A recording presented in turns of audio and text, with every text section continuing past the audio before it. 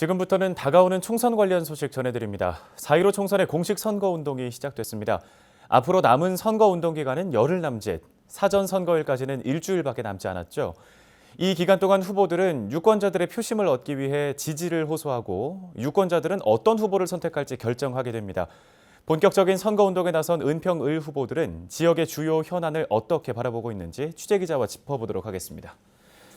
손성혜 기자, 은평을에 출마한 후보들 광역자원순환센터 관련된 공약들을 주요 공약으로 내걸고 있는데 이 사업 지금 아직 진행 중인 사업인 거잖아요. 네, 맞습니다. 현재 실시 설계 단계 중이고요. 내년 초에 착공 예정입니다. 하지만 사업 추진을 두고 수년간 주민 갈등을 겪었고 사업이 진행 중인데도 일부 주민들의 반대가 여전히 거센 상황이죠. 이런 가운데 후보자들이 관련 내용을 공약으로 제시하면서 이번 총선의 쟁점으로 부상했습니다.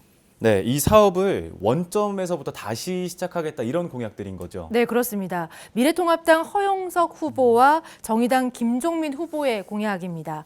두 후보 모두 광역자원순환센터 건립 재검토를 공약 전면에 세웠습니다.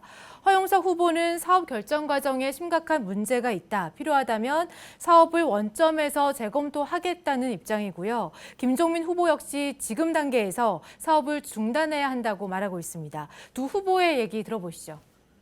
타당성 검토가 시작된 지 한 20여 년 지나서 그동안에 그 주변 여건이 굉장히 많이 변했어요. 예. 그래서 이 사업은 구조적으로 좀 문제점을 안고 있다 이렇게 생각하고 있습니다. 제가 당선이 되면 주민들 의견을 수렴하고 전문가 의견을 듣고 필요하다면 이 사업은 원점에서 재검토하는 방안도 제가 생각해 보겠습니다. 지금 단계에서 좀 중단을 하고 주민들과 다시 논의를 시작하고 대안을 만드는 것이 주민들이 요청하고 있는 대안은 당장 이 지역의 광역자원순환센터를 없애라라는 님비적인 주장만 하고 계신 건 아니거든요. 또 분산의 방식, 또 일정한 순환적 방식, 다양한 방식으로 주민들과 이야기를 해나간다면 충분히 가능하다고 생각이 들고요. 네, 은평을 지역 현역 의원이죠. 강병원 후보의 의견도 궁금하거든요. 네, 강병원 후보는 광역자원순환센터는 갈등 해결이 중요한 현안이다. 주민협의체를 구성해서 이 문제를 풀겠다는 계획을 내놨습니다. 강 후보의 얘기 들어보시죠. 저는 지금이라도 늦지 않았다고 생각합니다. 이 문제를 해결하기 위해서 갈등을 해소할 수 있는 협의기구를 만들어야 된다. 용케 서울시하고 고양시 같은 경우도 은평구가 이런 협의기구를 만든다면 참여하겠다는 의사를 밝히고 있고요. 네, 다음 현안도 좀 짚어보겠습니다. 지난 20대 총선에서도 그랬지만 이번 총선에서도 역시 신분당선 서북부 연장선과 관련된 공약들이 이슈로 떠올랐어요. 네, 그렇습니다. 신분당선 서북부 연장 사업은 지역 주민들의 수건 사업입니다. 은평 뉴타운의 교통환경 개선 대책으로 제안이 됐고요. 부동산 시장에도 영향을 미치기 때문에 유권자나 후보자 모두에게 중요한 사안인데요. 사업 추진 여부를 장담할 수 없는 상황이 되면서 총선 전부터 이 사업의 촉각을 곤두세우는 모습이었습니다. 예.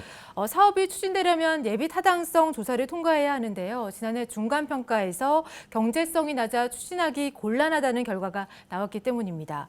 후보들은 신분당선 서북부 연장선만큼은 반드시 추진하겠다는 각오입니다. 직접 들어보시죠. 신분당선도 이낙연, 정세균, 전현주 총리와 함께 꼭 성공적으로 추진시키겠습니다. 그래서 교통도시 은평으로.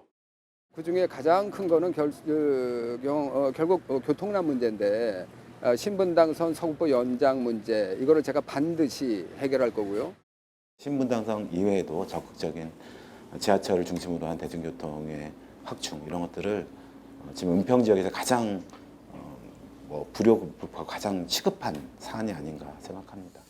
네, 지금까지 살펴본 이 광역자원순환센터 그리고 신분당선 서북부 연장선 조기 착공과 관련된 이 문제들 모두 진관동 뉴타운과 밀접한 지역 현안이네요. 네, 그렇습니다. 뉴타운 개발로 최근 10년 사이 가장 많은 변화를 겪은 곳이 진관동이고요. 진행 중인 사업이 모두 주민생활과 밀접한 사안이다 보니까 후보자들이 그 최우선 공약으로 좀 앞세우는 것 같고요. 유권자 수도 진관동이 가장 많습니다. 예. 은평을은 가련 1, 2동, 구산동, 대조동, 불광 1, 2동, 진관동 이렇게 7개의 동인데요. 진관동 유권자 수는 4만 6천여 명으로 은평을에서 유권자 수가 가장 적은 가련 1동의 2배에 달합니다. 네, 이외에도 기본소득당 신민주 후보도 있죠. 네, 그렇습니다. 신민주 후보는 1994년생으로 이번 총선에서 최연소 후보로 이름을 올렸습니다. 신민주 후보는 전 국민에게 기본소득 60만 원을 지급하자는 공약을 내놨고요. 그 신 후보는 페미니스트를 자처하는데요. 여성 건강권 보장을 위한 정책을 펼치겠다는 각오입니다. 신민주 후보의 공약은 다음 주 인터뷰를 통해서 좀 더 자세히 전해드리겠습니다. 네, 알겠습니다. 우리 지역에 어떤 후보가 나오는지 또 후보들이 제시하는 정책과 공약이 뭔지 꼼꼼하게 따져서 투표를 해야 될 것 같습니다. 오늘 얘기는 여기까지 듣겠습니다. 수고하셨습니다.